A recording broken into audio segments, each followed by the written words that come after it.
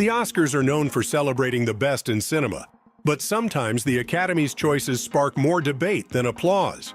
Whether it's a surprise win, an overlooked contender, or a film that just didn't seem to deserve the hype, these Oscar winners had everyone talking, and not always in a good way. Here are 10 Oscar winners that divided critics and left people scratching their heads.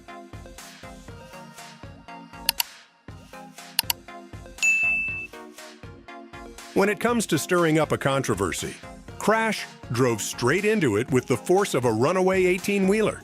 The film, an ensemble drama interweaving various racial and social tensions in Los Angeles, was quite polarizing.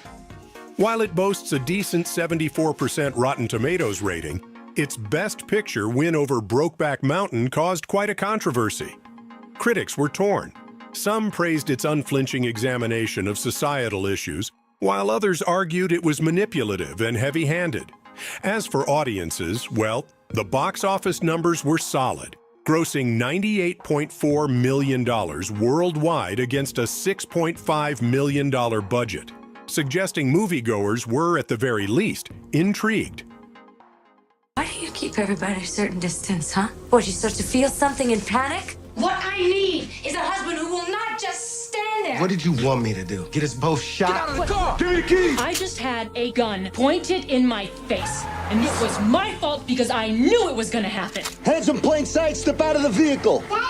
Honey, stay inside! Man, don't walk up on me! I know this man! Get back! The English Patient was one of those films critics can't seem to agree on.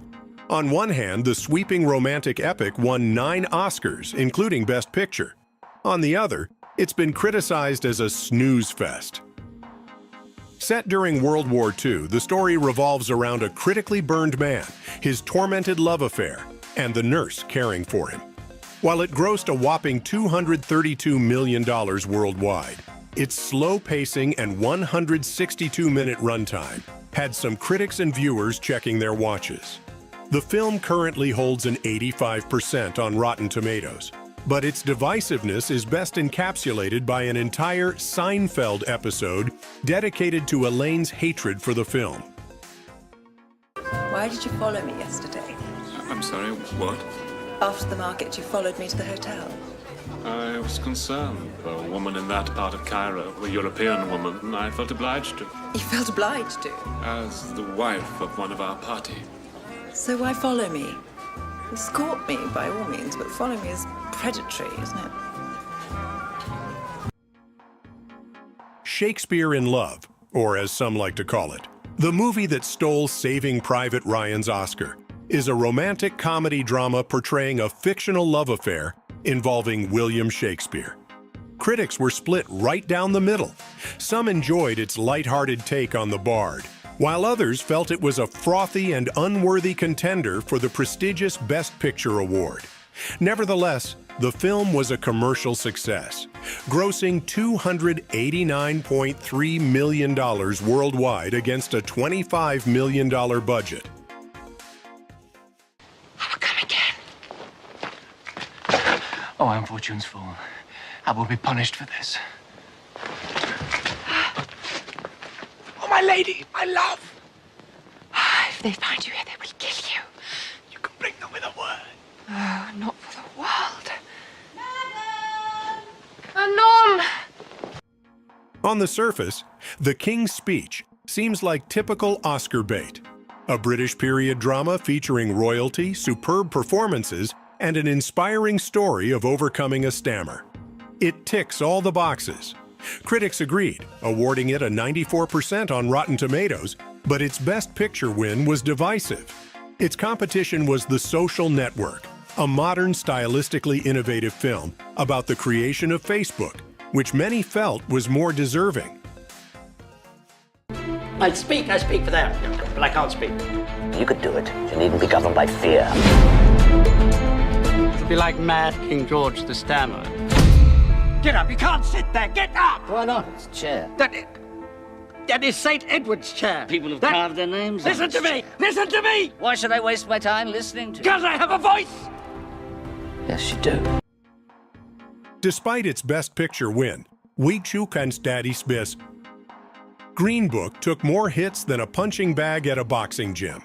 The film, based on a true story, focuses on the friendship between an African-American pianist and his Italian-American driver during a concert tour in the racially charged American South in the 1960s. The film was criticized for its simplistic approach to racial issues and the controversy over its factual accuracy. Despite the backlash, Green Book was a box office success, grossing over $321 million worldwide against a budget of just $23 million. Dear Dolores. I saw Dr. Shirley play the piano. He's like a genius, I think. Come on, take it easy. I prefer not to get grease on my blanket. Ooh, I'm gonna get grease on my blanket. This gentleman says that I'm not permitted to dine here. I'm afraid not. How does he smile and shake their hands like that? Because it takes courage to change people's hearts. Our Birdman tells the story of a washed-up actor, played by Michael Keaton, desperate to reclaim his past glory with a Broadway play. The movie swooped in and won the Best Picture, but it wasn't without a flutter of controversy. Critics either saw it as a stunning piece of cinematic brilliance or a self-indulgent slog. It sports a solid 91% rating on Rotten Tomatoes, yet some thought other nominees such as Boyhood or The Grand Budapest Hotel were more deserving.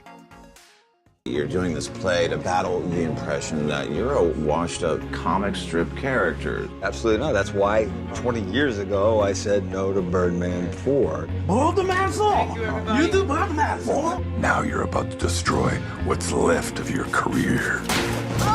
You know I'm right. You're so nice! Hey, what's up? Why don't you try to rest a little bit? The 1980s kicked off with a bang when Ordinary People, Robert Redford's directorial debut, clinched the Best Picture win. The film, which explores the breakdown of an affluent family after the death of one son and the attempted suicide of the other, was a critical darling. However, its win over Martin Scorsese's Raging Bull caused a stir among critics who deemed the latter a superior cinematic feat. Ordinary People, while respected for its dramatic weight, was criticized for playing it safe compared to Scorsese's raw and edgy boxing biopic. This is my family. If we have problems, then we will solve those problems in the privacy of our own home. I knew something was wrong even before he tried to kill himself. I think it is a very private matter. You never came to the hospital. How do you know about the hospital? Your mother did come to the hospital, Conrad, and you know that. I just don't know how to deal with it anymore. Why are you hassling me, huh? Why are you trying to make me mad? Are you mad? No! Remember Chariots of Fire? No? Well, the Academy sure does, as it beat out Raiders of the Lost Ark for the Best Picture win in 1981. The film tells the story of two British athletes, one a devout Christian and the other a Jewish student at Cambridge, competing in the 1924 Olympics.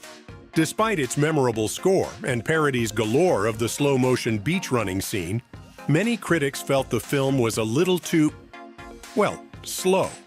And not just because of the running scenes. The film's win over Spielberg's beloved adventure flick still baffles many.